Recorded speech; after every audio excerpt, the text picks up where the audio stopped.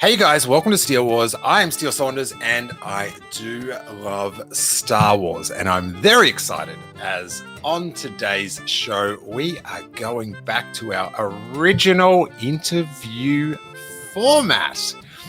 Back to it. We have got a back catalogue of so many great interviews, Ben Mendelsohn, and we are going to continue the legacy today.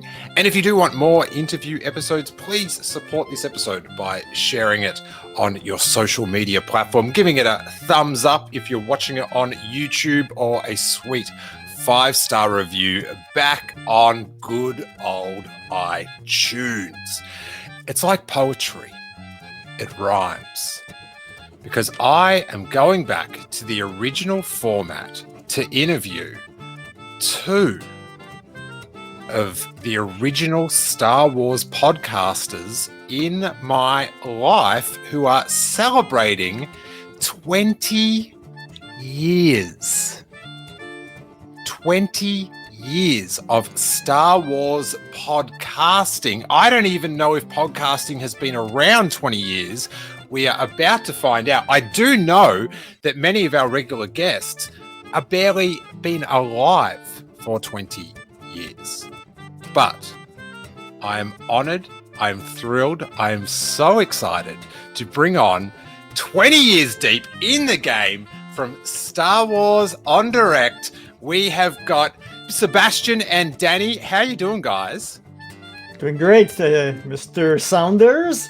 Thank you. That's you honor me with my surname. Now, I feel like zapping onto you. This is available if you're listening to the audio podcast. We've got a video version of this as well. There's a link in the show notes. Hit this, because when I brought you guys onto the screen after going on about 20 years, I then created the headcanon that you've been sitting at those desks for 20 years. And so you must be worn out by now. But Seb and Dany, just I don't even know where to start, because I will tell my story and then you tell us how you fit in. But when Steve Jobs, the founder of Apple, introduced podcasting to the iTunes app, or program as it was called back then, I guess. Mm-hmm. And I was like, oh, podcasting, I've heard about this. It sounded sort of technically hard to find out what it was. But now this iTunes I use, the iTunes store, it's going to help out. And I searched a bunch of things that I was interested in. One of them was Star Wars. And I found just a couple. I can barely remember any others but you guys. And I started listening. Back then, you did one show in French, one show in English. Fill in the gap. How did you guys get to that point in my life that you were there for me? Okay, so let's start with the origin of Star Wars radio show, let's say, because we're kind of the second generation. The first generation, there was only one web radio show, basically, that was broadcasting 100% Star Wars content, which was called Jedi Talk in 1999. Seb knows them better than me. So it was Victor Mayer, Eugene Cash, and Mark Anderson, if I'm not mistaken. And basically they started doing, radio type stuff with breaks, interviews, and stuff. And it was live. So call in with the guest, and fans could call in and ask questions or discuss things. In 1999. Yeah. They actually had to get like a dedicated phone line in order to get the fans calling in. Mm-hmm. So that gives you an idea.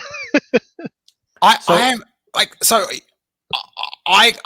could have watched The Phantom Menace in the cinemas and then listened to this show.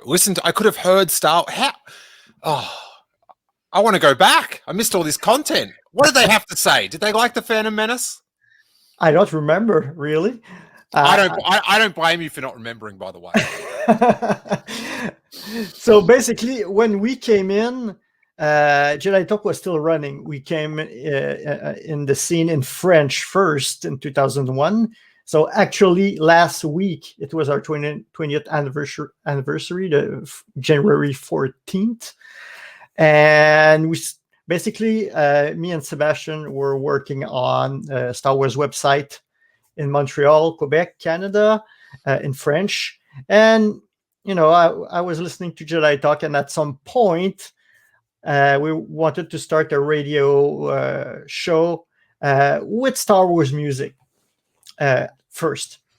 Then I was listening to Jedi Talk, and I said, hey, we could have a feature show every week that could model a bit of the Jedi Talk. So we have call in fans, and we discuss subject. We have a main subject, and we debate stuff with fans. And at that time, there was absolutely no social media. So there was no Facebook, no Twitter, no YouTube, no nothing. The only thing really to promote a show was through forums or websites, and that was pretty much it.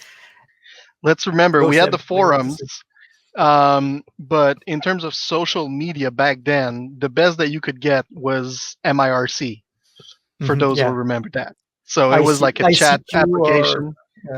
Yeah. I don't even know what that is. Okay. So basically, the way I'm in the middle. I don't know what MRC is or TikTok. I'm like in the middle of knowledge of that. I know Friendster. I don't know if you know, Friendster was a very early social media site. I was Friendsters with Paris Hilton. So there's my big name drop for the episode. So basically, I don't know. You might remember Winamp. You listen to MP3 on yes. that. Yeah.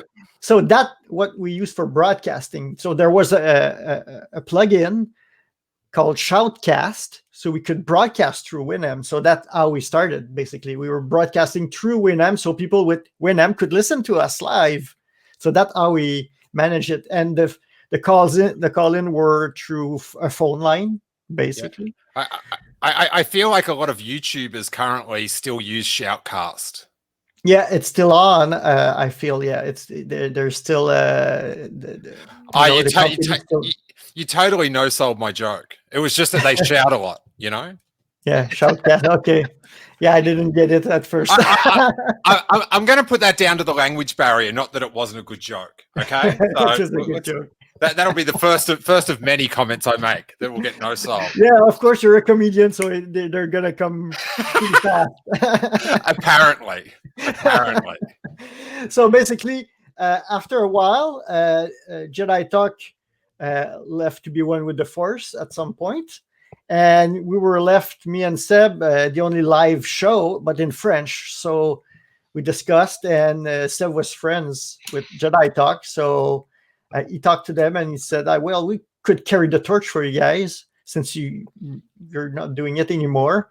So we started in English. So you can see my accent. Imagine me talking in English 20 years ago, how bad it was. Now I still have an accent, but it's way better than it was before. And so basically I was more the producer. Seb was the host at that point. I don't remember it having any issue understanding any of you guys. Well, we tried our best to, speak with like a good enough pronunciations that the fans could understand us. But it was hilarious because during our celebration show this past weekend, Dany actually put in a video that was made back in 2003, and we can definitely hear the difference in like our accents.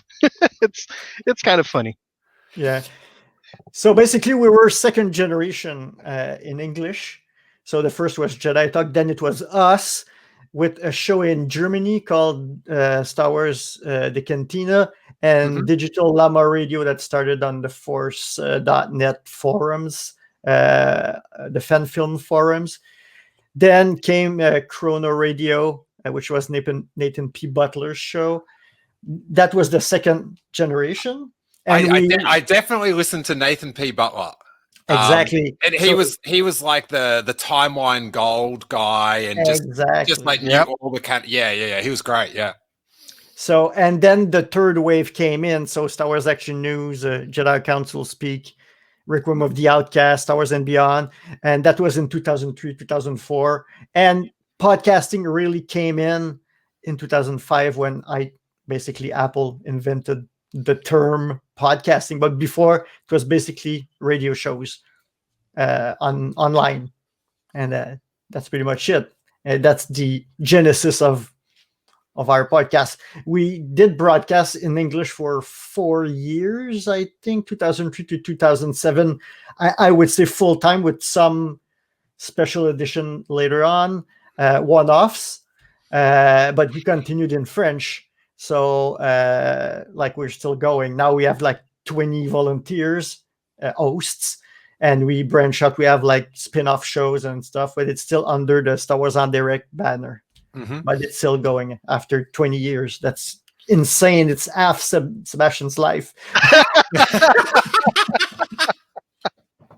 Thanks for reminding me. Now, Seb, do you recall how we met in person? I'll be honest. If you're talking about the last Star Wars celebration, yes. But if you're talking about any time before that, no. That was the first time we met. Okay, good. Yeah. You never know, celebrations, alcohol. Yeah, no, exactly. We probably crossed path before that, but like that was the official first time. So I am shocked to hear anyone drinks alcohol at celebration. Talk to the Germans. So yeah, it was hilarious because it was the end of the day. Me and Dany were really exhausted of the entire day and all that. We're down in our hotel bar and we just ordered some food and everything. We're just having a regular discussion. Out of nowhere, like this fanboy comes jumping at us. Oh my god! Did you guys used to have like a podcast in French and in English? I was like, yeah. Who's that guy? And then, I know his face. I seen him. He has a podcast. We were at, like, the listeners to our show would know it as the Haunted Hotel, where Hawes was staying, and that was sort of like where we'd end up at the end of every day. The best vibe downstairs in that bar. God, I miss it.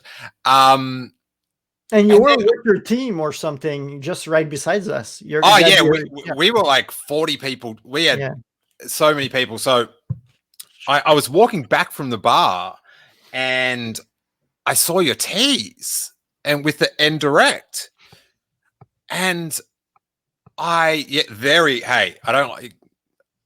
there's nothing that disgusts me more, Seb, than a plug on a podcast. Like for those listening to the audio version, in the camera, he's holding up, he's holding up his T-shirt. You don't see me holding up my Star Wars Steele Wars T-shirt available at merchostore.com. You don't hear me going on about it, but no. There you go. I'll hide it with a pork for you. Oh, it's okay. I'll let it go because just for old time's sake. But so I've seen the end direct. And all these memories started flooding back I was like, oh my God, that show. Did you recognize our voice when we were talking in French, our accent or anything? Because, you had the visual, but did you kind of, I recognize those voice, or I'm not quite sure? No, I couldn't hear because it was so bari. And who am I going to hear over my own voice? Let's be honest. Like, I was in a bar. It was celebration. I was a few drinks deep. So there was a lot going on.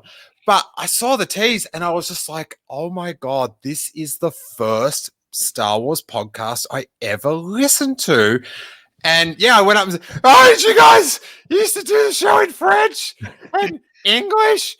And then I remember one of you go, used to? Hey, babe, we're still at it. We're still doing it. We just do it in French now. But I'd said to someone, I'll be back in 3 minutes to get a drink. I'm very fast at getting a drink.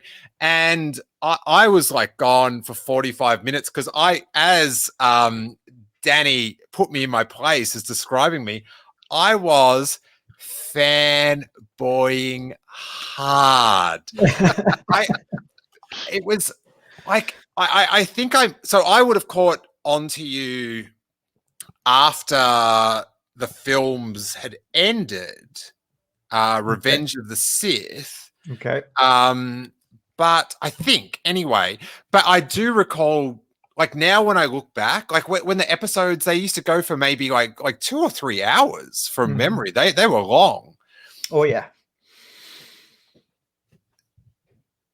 2005.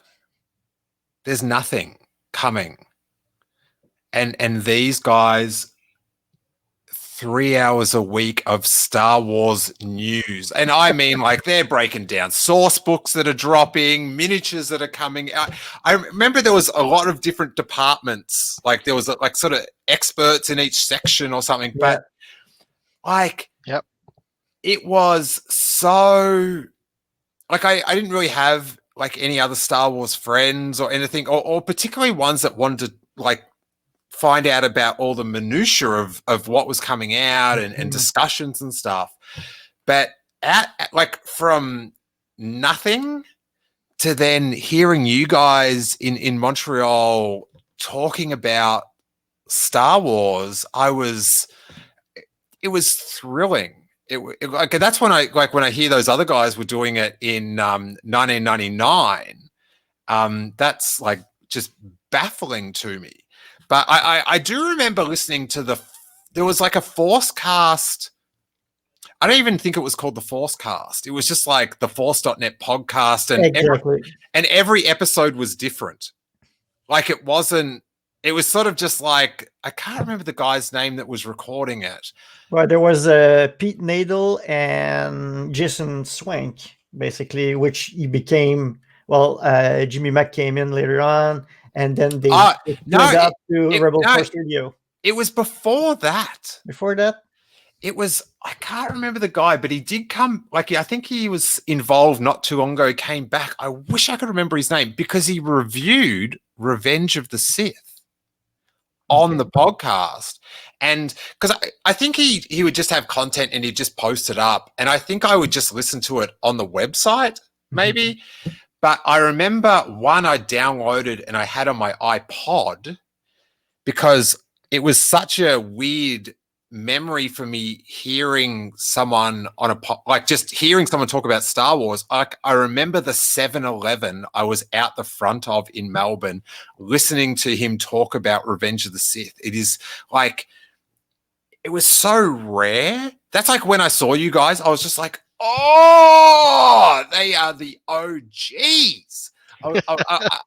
I was so thrilled, but it was, yeah, I like that was like part of the reason it was just like you were there when you were there for me, guys. Well, when no, you didn't know you were there for me, but when no one else was. What were like some of the big stories in like 2006? Whoa. Well, I think there was always books, so that was we leaned on, right after Revenge of the Sith. There was the books, there was miniatures from Wizard of the Coast, comic books, of course, video games. I think there were some, and didn't they start announcing Clone Wars around that time as well? Yeah, but the Tartakovsky Clone Wars, I think. It was announced, but it started only in 2008, I think. Yeah, it was. That's it. So in 2006, it was like the announcements of the Clone Wars, because the other one, the Tartakovsky ones, we already covered because they came out in 2003. So we were talking about like rumors about the Clone Wars and what they were going to be about and all that stuff. But yeah, the minis, expanding on the minis, some of the collectibles that were coming out. I mean, the whole idea.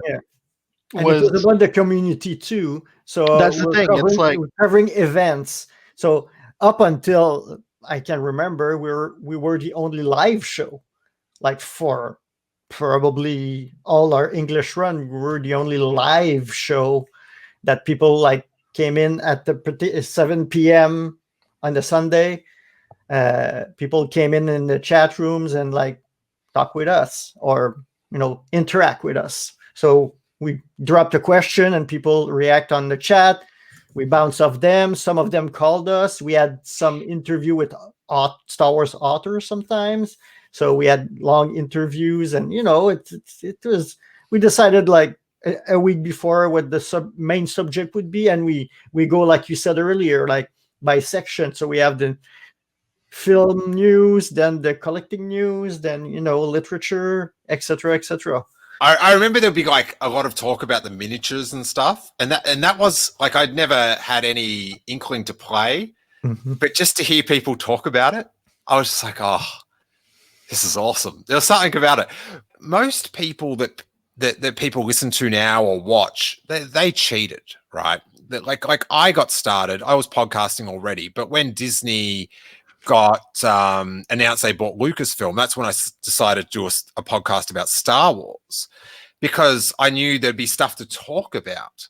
But how was it for you guys back then, when it's like 2005 or whatever, the dark days, and it's like, ooh, I hope there's this comic keeps going. Like when you got something like the Clone Wars series announced, like how big a vibration was that through your podcast, that it was just like, oh, there's sort of like there's content, a carrot. Yeah.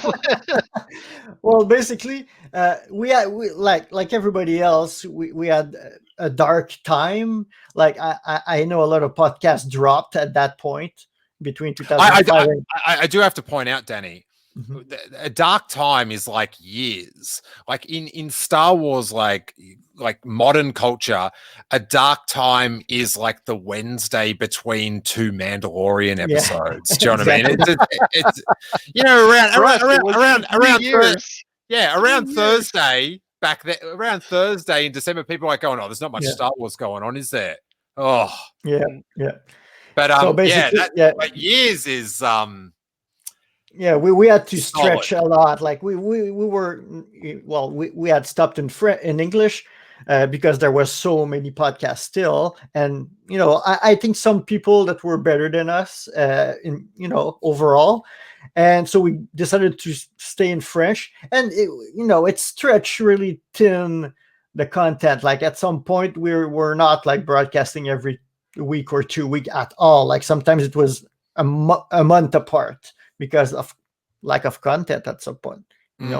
Of course, Clone Wars saved the day, so we had content to go on, and books and stuff, but it was really thin. And at some point I kind of had left the show to go back to school, and other members of the team took over and kept the podcast alive, because without them we would not have started again when Disney bought Lucasfilm. Yeah, we would have been gone at that point. The way Dany puts it, like very often, is that we hit the bottom of the wave, and when the wave came back up, we were very thankful for the other members of the team that came in and actually helped us like boost the show back up to what it was before, because up to 2005. Content was never an issue. We always had something to talk about without any problems. After 2005, it became a little bit more sparse, and we were stretching things out. I remember at some point I read like the entire Mandalorian wiki page on one of the shows. Like that was not one of the best shows. Back then, it was before Clone Wars, so it was before the Filoniverse actually came in, and we were still talking about all of the Karen Traviss stuff. Yeah. And back then, she really was the one who actually brought up the culture. So, it was very interesting, and it was still like crazy fun. Let's rewind for a little bit into your fandom. And Seb, we'll start with you. What's your first memory of Star Wars? A lot of people don't believe me when I tell them that, but 1983, I'm 3 years old at the time, and my father took me on a Saturday to go see Return of the Jedi, because there was nothing else to do, and he had to take me out of the house. And that's what happened. There were like special screenings at a theater near my parents' place, and I just remember the Ewoks, of course, because I was 3, Mm-hmm. and the lightsabers, and it just like marked me. And then the celebration at the end of the movie, and then we went home. And it didn't really kick in up until probably when I was 6, 7 years old, and the movies were showing on TV every year. But definitely that's when it all started, and there was like the jump start, like almost everyone else, in 1997. And from there, I was just like you when you were listening to the podcast in Melbourne. I was just trying to find people to connect with, and that's the whole idea that actually fueled Star Wars on Direct. It was to actually connect with other fans and to grow the community. You know that somewhere else on the internet, there's a podcast getting done with a fan in Montreal that's like 10 years older than you, that's telling a story about how a 3-year-old ruined his screening of Return of the Jedi. It's very probable, yeah. That was probably me. All right, well, tell the story, Danny. What's your first memory? Well, I'm closing in on 50. I'm going to be 49 this year, so I don't look like it. So basically, at 5, my mother brought me to Star Wars, the original in 77, basically. So I'm a lifer. I've lived with Star Wars all my life. I've got the toys every year, and after Return of the Jedi, a couple of years after, we give away all the vintage toys we had. Man, if I knew. What was like what if you could have one of the things back? What was the crown jewel? Oh, my Falcon. Oh, yeah.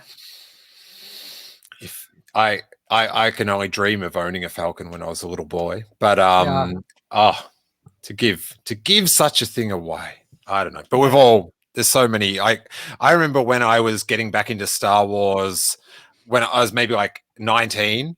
And just ringing every friend I could remember that had a good toy.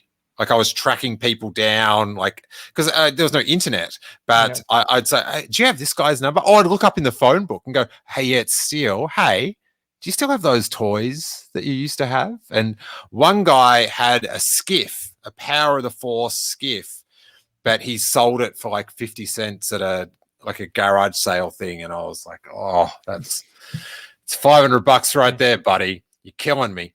But go back to Seb. Who is your character in Star Wars when as you sort of like, who hit you? Who'd you relate to? Luke Skywalker. For my entire youth and adolescence, definitely looking up to Luke Skywalker. Yeah. How about you, Danny? I'm a bad guy. It's Darth Vader. Wherever it was my favorite action figure, I still have like the 6-inch version behind me, and it never left me. And it was hard when you're a kid that age, and there was no VHS, there were no Laserdisc or anything, so we had to replay the movie yourself with the toys because there was no other way to rewatch the movie. We had to wait 2 years until Betamax and VHS came in. Then it took a while for Star Wars to go on VHS to have a version to watch. And it was not necessarily affordable for everybody at that time too. So when it came out in VHS, man, I used that tape like crazy. To have access. Like you don't know what it's like not to have access to Star Wars. Mm-hmm. And to have a tape, whether it was commercially produced or nefariously duplicated, was like a free, like, now there's the internet and Disney Plus and all, and like, oh, imagine not having that, but just to have the tape. Oh, I think a withdrawal of Star Wars doesn't exist, right? Or nowadays. In the past, yeah, you needed your drug, you needed your Star Wars because you didn't have access to it. so I guess it might build your passion. You know, you're waiting for it, and then when you get it, it's like a drug, basically. The it's very telling. One Luke Skywalker and one Darth Vader. It's reflects. What about background crew? Who's your favorite background character? Wow. You guys are both looking up at the same. I would on my computer, like up above it looks like on my screen that you're looking up to my bookmarked websites for an answer. I don't know. No, yeah, Boba Fett. I like. I waited forever to get that action figure when I was a kid. The mail order figure. I waited forever to get it. And I was so happy when I got it, me and my brother. So I would say I had an anticipation for that one. And when I saw him in Empire Strikes Back, I was pleased. So now Seb's holding up a Jawa. So I assume that his is Jawa. It's part of his DNA, basically, Seb. Because he's scavenging tons of stuff for cosplay or whatever. So we call Seb the Jawa. I think Seb's wiser because that is a far easier cosplay. Boba Fett, you've got all the things. You know, Cobb Vanth tried to do it and he got laughed out of town. He's too skinny and stuff. But Jawa, I'm like, because that's like with Harry, my little boy, I'm always like, oh yeah, he likes Jawas, and I'm like, oh, that's an easy costume. One Halloween, I'll put that in the bank. But Boba Fett, oh, this Mandalorian, it's making things very technical. Dany, how like my friend Hawes just cried tears of joy at the return of Boba Fett. Oh, no, that was my job. Boba Fett in the Mandalorian. How as one of his favorites, did you enjoy his return? How did you find that? Well, it was amazing. The action sequence, you know, showing different part of his weaponry and stuff that we never seen in action. That was pretty cool. I mean, yeah, of course it was. I felt it was like, you know, fan service a bit, but you know, it was pretty cool. Hey, serve me up. Yeah, exactly. I'll have seconds and thirds. Yeah, man. Like you know, you mentioned the Luke Skywalker thing. Like with the first time I watched it, like on my reaction video, I'm just like, serve me up. Like that was just it was delicious. Hey, when they do it right. Now, both of you guys are getting secondary character nods because Seb, we've got off-world Jawas. How were you glad that the Jawas had gotten off Tatooine? I am, but I mean, like even in the Legends universe, we heard of sandcrawlers making it all the way to Kessel somehow. I don't know. So yeah, we've seen the Jawas like in other worlds other than Tatooine, so we know they're like universe scavengers by now. But yeah, it was great to see that they like the sandy planets a lot. Hey, if you sand it, they will come. Now, Dany, being someone that remembers it from OG in the cinema, you've been there for all of them, in the seats, taken it in on the big screen. What is the best scene that you have seen? What's your favorite scene in Star Wars? Well, it's hard to say, but because my first memory is the opening, of course, like many people, like flabbergasted, like, what the heck is that? You know, when you're a kid, especially at that age, you're impressionable. Like it's crazy. Yeah. Well, sorry. Harry, it was my birthday the other day. So I thought for my birthday, I'll make him watch the start of Star Wars. And when I fast forwarded it to when after all the words had disappeared, words are very boring to a 2-year-old. And I just put on the Star Destroyer thing. And as the Star Destroyer went over, he did look at it and go, wow. And I was like, exactly. Welcome to a whole new world. Well, after he worked out that Baby Yoda wasn't going to be in the Star Destroyer, he was like, Baby Yoda in there, Baby Yoda in there.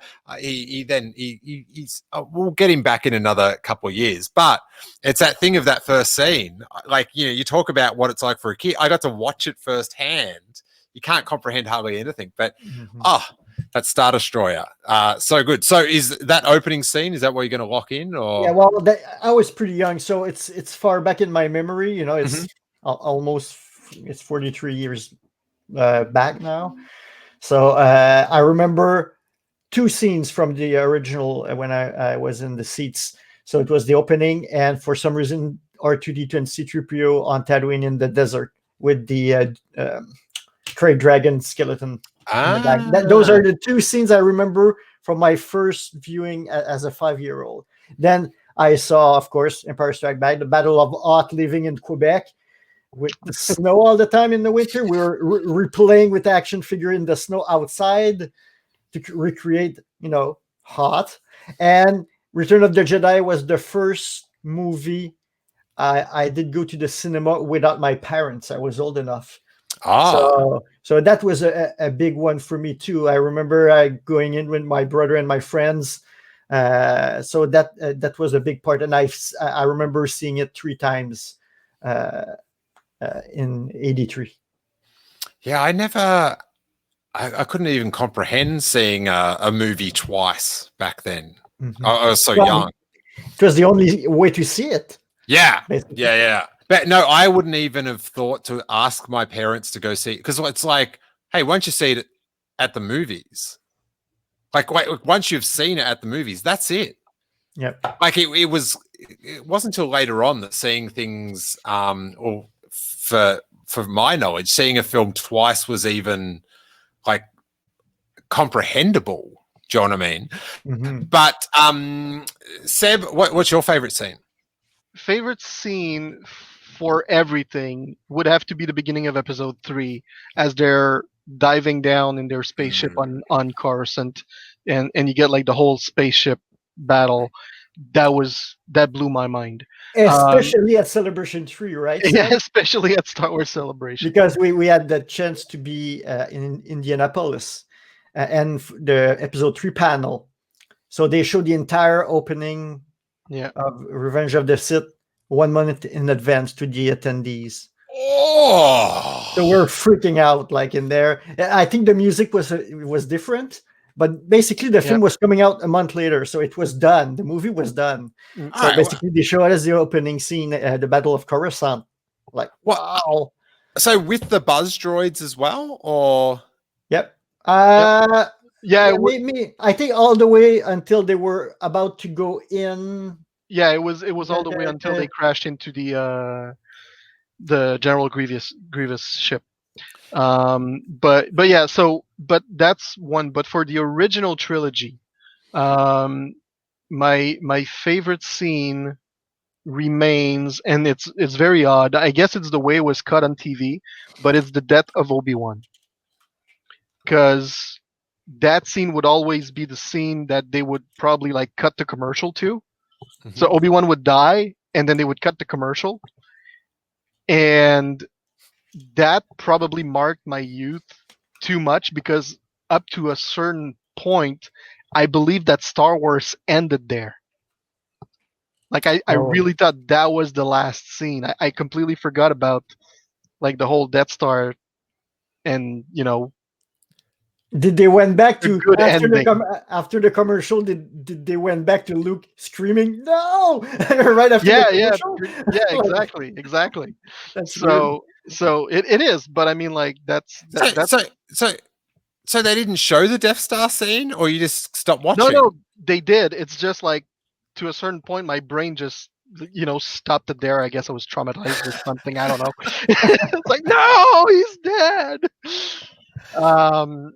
So yeah, it wasn't until like a couple of years later I realized, oh no, yeah, that's not where the movie ends. There's like the whole like big Death Star explosion. Yeah. Yeah, I would say nowadays the Battle of Yavin, I love it. It's so reminiscent of World War II and stuff. So it's, All the X-wing flying in formations, like. yeah, that's pretty cool. Hey, I'm fascinated with this first 10 minutes out of Revenge of the Sith thing. So this is a celebration. Like, so were there? Did they show it more than one? Like, did they repeat the? I could just They show I it just twice. They Yep. did show it twice. no, but did they have the panel again? Like, because I know some like they would run panels like at different sessions so more people could see it. I would just find it like, especially now in like, you know, people don't get into to see the panel that's live streamed and they're very upset, which is, you know, fair enough. But like, I couldn't imagine, or maybe it wasn't like a full house, but I couldn't imagine someone going to Star Wars convention and some people getting to see the first 10 minutes of the new film. Well, we didn't know. We didn't know they were showing it. Yep. So basically, it was a single panel once. There was no repeats. Was it with McCallum, that loose cannon? I think McCallum was there. Yeah. Yeah. He hosted the thing, I think. Well, he's the one who said, "Do you want to see it again?" But the room was not that big, if I remember. We did wait a couple of hours, but But it wasn't the end of the world, yeah. No, it was not the first panel of the convention. It was actually one of the last, I think. Yeah, I think it was on the last day, and the by then, it was under Wizard. It was their second celebration they were organizing, so they were starting to get to know what they had to do, and by then they actually had live broadcast in other rooms. So for that panel, I know they had like at least 2 other rooms that were just dedicated. Okay, I didn't know that. Okay. Yeah. So because we were only like about 30,000 fans back then. The entire convention. Yeah, for the entire convention. So forget about the 70,000s were that ReedPop has to deal with nowadays. And so yeah, the satellite rooms were something like that was being introduced. But for something quite as big as that, it was a necessity.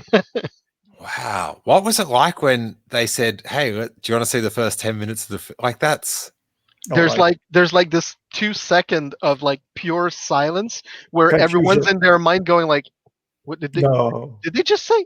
Did it? Yeah! And everyone at the same time like starts screaming, "Woo!" And that's why they had to show it twice. And it's the same thing like at every convention ever since. Whenever they show something like a trailer or something like that, they show it twice because the first time everyone's like flabbergasted and they have like emotional reaction, and you don't quite get like the music or like what's being said in the trailer. So and the room was show it again, big, right? No, it was.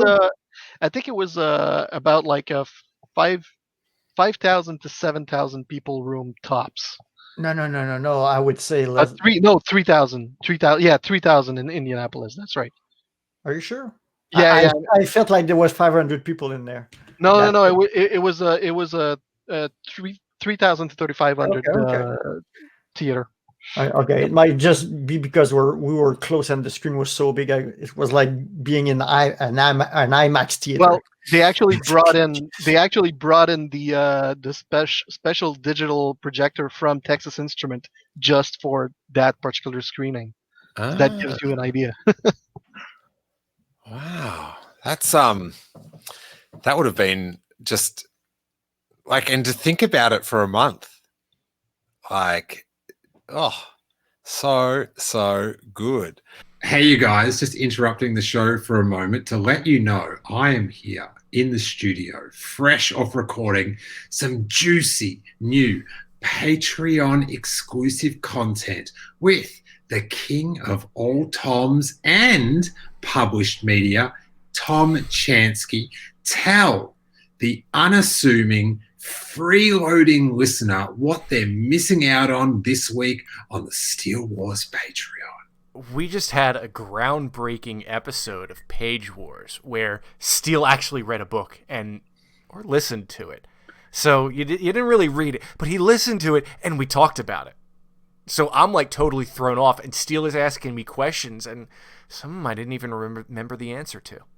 See, all this time, I've realised that he could have just been telling me anything that goes on in these books. So I've done some research, which is taking the content myself, and we have a rip-roaring time, either in Patreon exclusive audio or Patreon exclusive YouTube video, discussing the ins, the outs, the paths, the breaks, the lights. And the impressions that will get Steele spending the night on the couch. Oh, yes, a little bit loud. And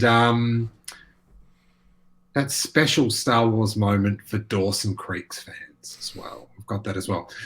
All that and 700 other things just like it on the Steele Wars Patreon. Patreon.com/Steele Wars. Just from $3, you guys. $3. Worth it.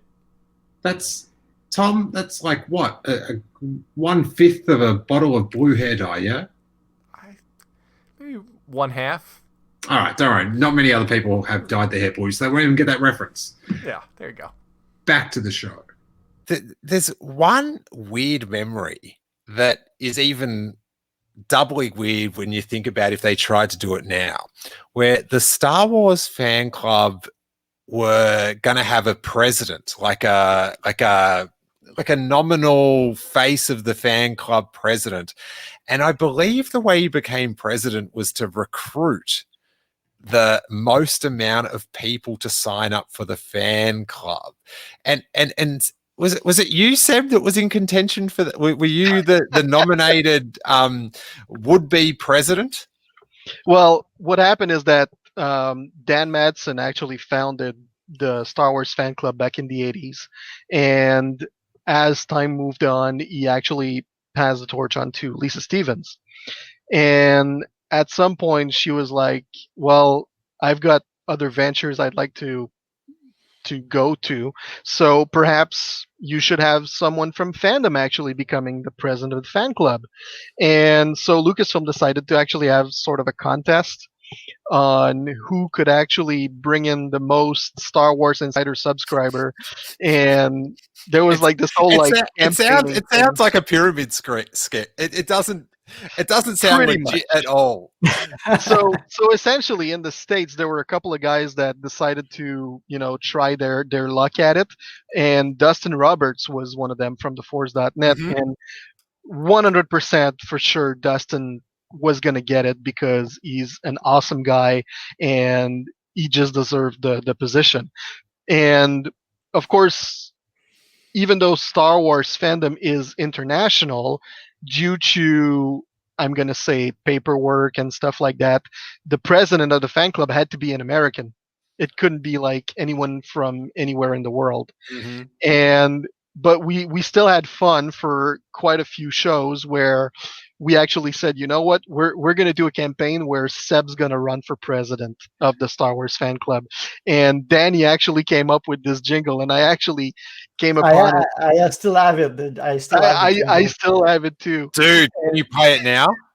I don't know if the sound would come true. I don't know. Oh boy. Seb music, Hail to the Chief. Okay, promo. There's two apparently. So let's. Oh, I wonder if this is going to jar a memory. Did you hear something? No. Okay. Let's see if I can play it. Vote Sebastian for president of the official Star Wars fan club. Sebastian will ensure that this fandom sees an announcement of the fourth Star Wars celebration before the summer comes. Sebastian will appear all over fandom in order to maintain the power of the Force strong in the hearts of all Star Wars fans. Sebastian will include Star Wars Galaxies in the membership kit. He's crazy, he's got vision, and like Dany Seb, and of course, if you vote for Sebastian, anyone can carry a blaster. Vote Sebastian for president. I remember it. Oh my Remember, God. folks, if you vote for me, you can carry a blaster. Oh my God. But see, That's crazy. My memory was that, like, Dustin, who was from the ForceNet website and had this, you know, sort of big platform, who, like, I'm great friends with whenever we get to bump into each other because we've got very similar, like, skateboarding backgrounds, and I love chatting to him. God, if anyone loves a meme on Instagram, it's bloody Dustin There's not a meme he will not post on Instagram. I'll give him that much. But I remember like there was a couple of podcasts at that time that were going, and there was like a few podcasts that were sort of pushing Dustin rather competitively. And I remember thinking, no, like this is mean. Give Seb a shot as well. It was like, and so because I mentioned this to you at Celebration when I was a little fanboy, and I'm like, oh, how about it when they tried the election? And I was like a fanboy upset, and you're like, oh, it was all for fun. Yeah. But I remember at the time, just like, oh, they're being mean to Seb. Like let him win as well. But I was taking it far more serious, I think, listening to it in Melbourne than anyone else was. But what did Dustin? I've got to get him on the podcast to ask him what was his duties as president. You know what? At the end of the day, Dustin didn't do quite much. He was more like a poster person, I would say. He did end up going to a few events and do a few things for some fandom stuff, like the Star Wars breakfast at Star Wars Celebration and things like that. But ultimately, there was no. He wasn't like the president of a company. He wasn't deciding on things. He wasn't. It was really more of a poster position than anything else. So Seb, what you're saying is he was a patsy. That's what you're saying. He's like a Manchurian candidate, getting controlled by the corporation. Yeah, let's go with that. Excellent. That's far more salacious. It's far more salacious. So you're doing your show, and I can't even recall what year this was. Mate, was it 2013? My dates aren't very good, but Lucasfilm is announced to be sold to Disney. You've been doing this for over a decade. You did episodes where your major breaking news was some Star Wars miniatures or a source book. And then they announce all these movies, and like what was the vibe like on that episode? Well, that's the episode that brought me back first. So as soon as Hey, no one's ever really gone. Yeah, of course.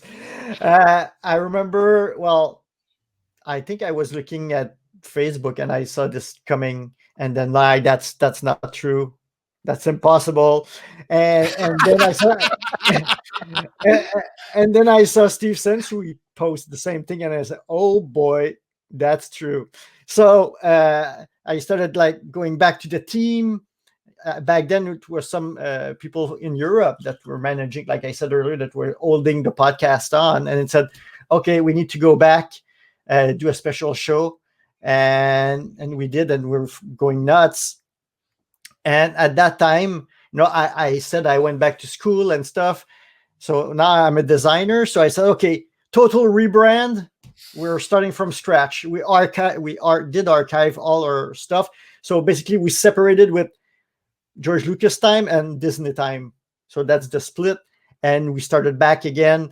The podcast was as original, basically a one show with different parts and for different subjects. But at some point, the show were like way too long again, 3 hours plus. And we're like, no way.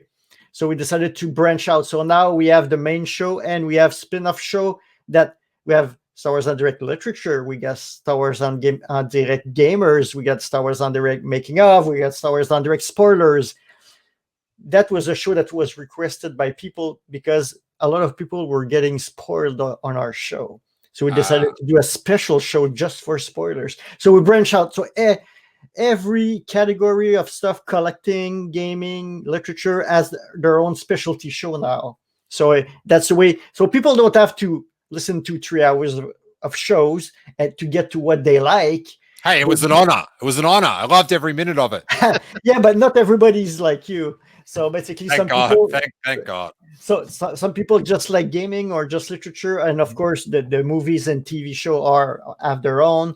But we decided to branch out that way. It's still under the same banner, but it's more concentrated content. Yeah, it exploded from that point on. And where were you at, Seb? Were you still doing the show like weekly in French before the prodigal son Dany came back, or what? So at that time, I was also more on the back burner, kind of letting the other guys do things. Was I it because your Star Wars political career was in ruins because of Dustin Roberts? Is that Yeah, it's just like dastardly? ran me into the yeah. I was into the gutter. I couldn't get out of it. So no, And no, but I had moved away from Montreal too, so that's it. there It's were like ultimately that's what happened. Danny moved away from Montreal. My two other co-hosts, one moved to Toronto, the other one moved to Australia. So I was pretty much left by myself. So at that point, things kind of fell apart for a while. And from time to time, I would make an appearance on the French shows, but it was like very sparse. And yeah, when the Disney era dawned on us, the one word to describe the show was excitement and intrigue, because we had no clue what we were going to see happen with that. And now we're getting a better idea of what's happening with it. But then we would never have done it wouldn't have dawned on us that it would go that far. Mm. And and it was hard because yeah, we had to rebuild the entire audience also. yeah, That was a one big thing, because after that many years without nothing, of course there's the excitement and fans would come in, but a lot of people forget, and our show was not known. yeah. There was a gap when podcasting started in 2005. That's when our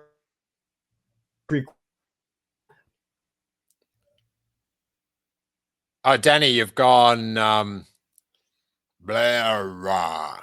I think I've still got Seb though. You there, Seb? Yep, Yep. I'm still there. So Wait. what he's saying is that's it. In 2005, we're at the bottom of the wave, and people are getting less and less interested in such content. So it's harder and harder to actually develop a recurring audience. And at the end of the day, that's just what we're doing. We're just like trying to keep an audience. And because there was so many podcasts in English that would cover everything that we would cover in our show, that we said, you know what, we'll just concentrate on the French Mhm. fan base, and we'll just deal with the French fan base, because that's originally what we wanted to do. So we concentrated on that for a couple of years. And when we came back, we said, you know what, let's just do a quick Star Wars podcast search. And we said, you know what, there's no point in even adding another podcast to the whole series of podcasts that's And already that was there. back then. Yeah, Like now there's an like explosion of it's like it's awesome. That's what podcasting's so cool, is anyone can start one.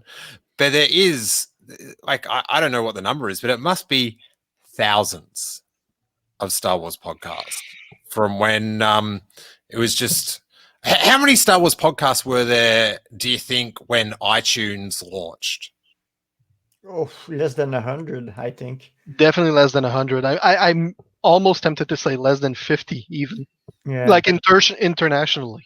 Yeah, because you had to manage everything, distribution of your MP3, and there were no, well, we were the only live show, like 100% Star Wars content. And so basically people were recording and put that on the website, and that pretty much was it. The podcasting thing helped like distribution. And I want to say, we talk about live shows and we talk about podcasting, and one thing that we did from the get-go that was different from all of the other shows out there is we had a live webcam. So we were essentially doing like a live vlog, if you will. We were doing like a TV show on the internet. All right. But and that's and pretty- and yeah. and then we would put the archives up as MP3s, and then push them as podcast and all that. But There is so much that's changed. Like when we do this interview, there's video, right? And in the background of you guys, you've got the sweet screens with the changing deal. It looks very professional. I don't know how any of this works because I use this platform, StreamYard. It's all very instantaneous. I always imagined, like in my mind's eye of you guys podcasting, when I was listening, that there were like 400 chords going from box to screen and like some things like I like a Millennium Falcon style audio setup. You're not far away. Like, how did you make it happen? Because it's also dumbed down now that it's like it suits me. But how did you make the chords work? Yeah, basically it was a matter of figuring out stuff, because there's nothing easy at that point to broadcast on the internet. Yeah, there's traditional radio, that's one thing, but doing that on the internet when half the people still have dial-up, that's a completely different game. So you had to, figure out first, the main thing is broadcast your feed, how much bandwidth do you have, how many listeners you can have, because we had to have a server somewhere. Actually, Dany, let's time out here. Let's go back to the basics. The first thing we needed to figure out was how to record everything. Oh my God, yeah. Because when we started this, the very first shows were actually in Dany's brother's basement. And we were on a small 4-way mixer, which was improperly grounded, so we had a lightsaber hum going for the entire show. And then we actually took that same mixer and we brought it into Dany's studio, let's call it that. And and we still had to deal with the issues of the hummings, and that was really, really bothering Dany. So he actually went out and he got like one of the best external sound card that he could find at the time, and it was like, I think it was a Real Audio NX2 or something like that. It was a USB sound card. I still have it there. Like, me too. I still have one. And so we would be able to plug in 4 headsets or up to 4 microphones with splitters. So we essentially had like one wire that was coming out of the computer that was going on a table, and then we had like one splitter that would be splitted into 2 more splitters for both the mic and the headphones, the microphone and the headphones. And so one of those microphones was actually going to a phone base that would have a speakerphone, so we could actually call the guests, we could call the fans, because unlike Jedi Talk, we didn't have a number that people could call in. We decided to control that aspect a little bit more, so people asked us to call them and then we called them up. Yeah, we called in Europe sometimes. Yeah, that shows the desperation of the time. We'd call fans. Well, Seb, you forgot something very important. The first 4 shows were recorded on cassette tapes. So yeah, that was like the logistical aspect. So every time we would do a show, Dany would have to set up. Stop talking for all that. Stop talking. You recorded your podcast onto a cassette. Yeah, the first 4. Yeah. Yep. What did you do with the like? What happened then to the content?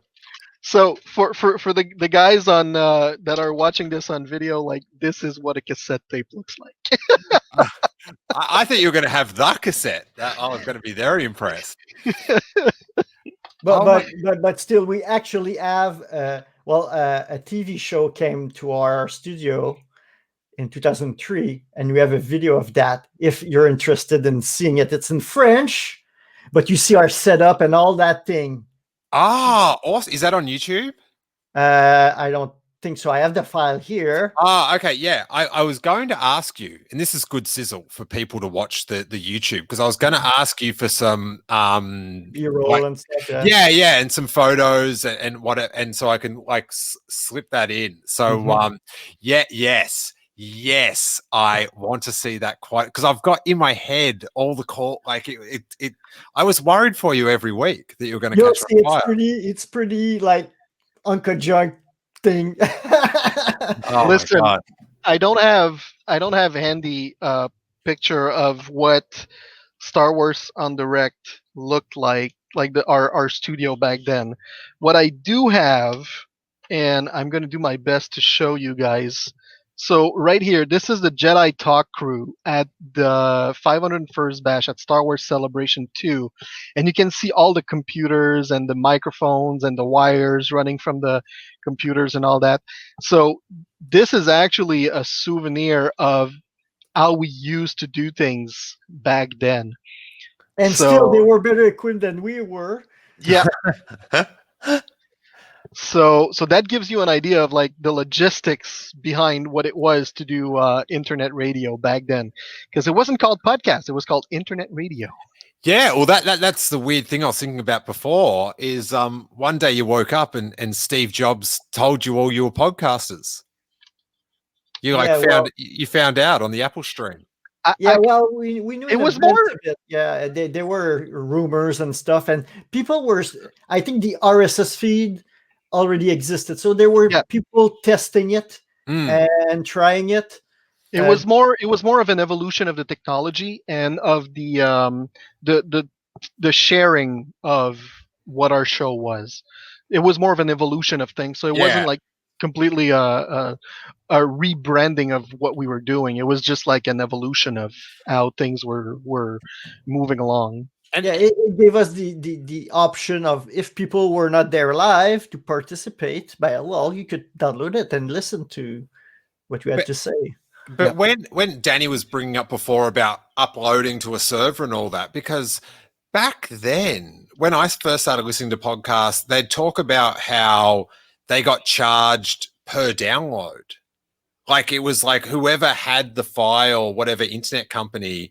Like now, if you have a podcast, you just pay, so much a month and it stores all the things. But it would actually, like if an episode went really well, they would get charged more money based on how popular it was. And people would be like trying to raise money because it's like, we can't afford to pay for the bandwidth and stuff. It was just a total, it was baffling. Part of the whole thing that it was impressive to me was that it was just happening. It was insane. Hey, in the French language, is there like parts of Star Wars fandom or references or funny things in the movies that is different? Like, is there like unique parts of like French speaking Star Wars fandom to other parts? Bad translation. Examples, please. Examples. Let's see. Well, they literally translated like. I must amend that this was only the first movie. So, A New Hope. They corrected that afterwards. So they use like expression that they use in Europe, basically. Luke Skywalker, they literally translated Skywalker for court le ciel, so running in the sky. Like Chewie was Chico. Yeah, Chewie was Chico. Instead of C-3PO, the letter C-3PO, they call it Z. So the letter Z, 6-PO. Z-6PO. So like that was weird. And so that evolved over time. Like, so his name changed over time. Oh, they changed it right after the next movie. Like Jabba the Hutt was Jabba the Forester. in French, like for no reason. Some weird things. Some really weird things. But the thing American needs to understand, the culture in America is really accepting of sci-fi, fantasy, and stuff. And in those days, in Europe, it was really you didn't talk about it. It was more, even in the prequels, in Europe, you don't talk too much about being a fan of sci-fi stuff. Mm. So you're very lucky in the U.S. Well, in America, and basically people accept that more. I don't know. It's because of Hollywood and the movies that are made here, and maybe that's it. It's not like underground movie making like in Europe and stuff like that. But uh, that might be part of it, and the prequel helped the fandom out there to come out the closet.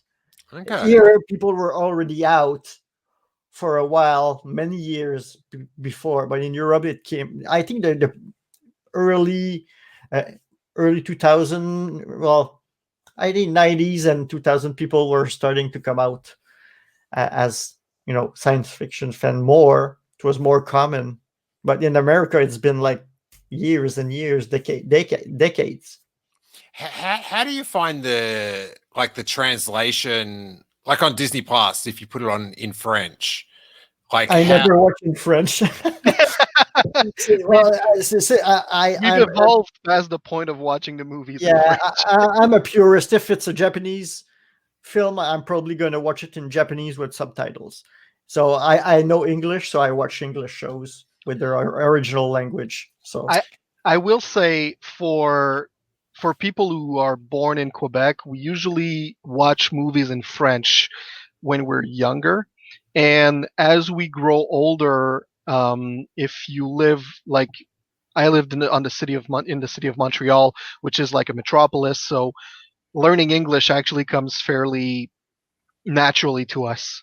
well, we're So surrounded by English speaking people. Like because we're surrounded by Southeast America and yeah. Canada, most of it is Anglophone. So So at some point it becomes kind of a natural pathway to watch the movies in the language that they actually came out into. But yeah, for the longest period of time, I would only watch Star Wars in French. So instead of punch it, Chewie, it would be Chico, mets la gomme, which is which is well, ridiculous. it's kind of it's a French expression. It's kind of a metaphor of gum. Gum like the chewing gum. uh-huh. Chewing gum. Put the gum under the accelerator pedal. It sticks. So Chewy put the gum under the pedal. That's pretty much what it translates to. Put the metal to the pedal to the metal, essentially. Exactly. That's what they but wanted it's a to. French expression with the gum that sticks the pedal down. Excellent. Thanks so much for coming on the show. I am as giddy as I was at Celebration about this. And as I said in the intro, it's very apt that you're relighting the flame of interview episodes with your 20th anniversary after 20 years. You're both lifelong fans. So much announced in Star Wars. Dany, what are you looking forward to most that's coming up? Wow. Well, seeing as much as I can, because I don't think I will outlive Star Wars now that it's in the hands of Disney. So I think they will, milk that cow forever.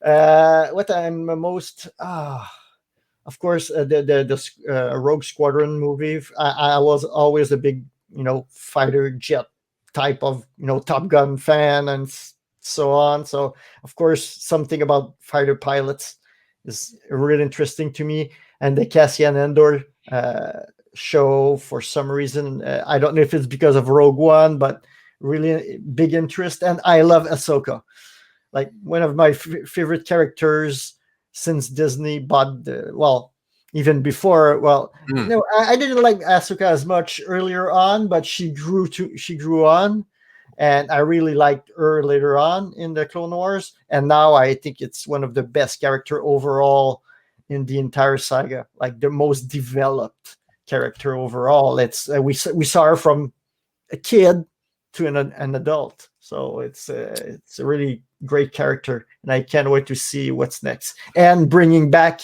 the entire storyline of the Clone Wars and Rebels with Tron. That's insane. For me, that's insane. Like, I remember in '91 when I picked up those Heir to the Empire books, oh, it's it's episode 7 or whatever they were selling it as. It was insane, and that brought me to reading and do a website about books, and then a news website in French, then Star Wars on Direct. So I've been doing online Star Wars since '97, basically. But I don't think it's gonna end. So I wonder how long we will run the podcast. Like, we have a big team now. It's like 20 hosts that split their time. So and in some cases they're kids. yeah, we have a kids show, and we have no.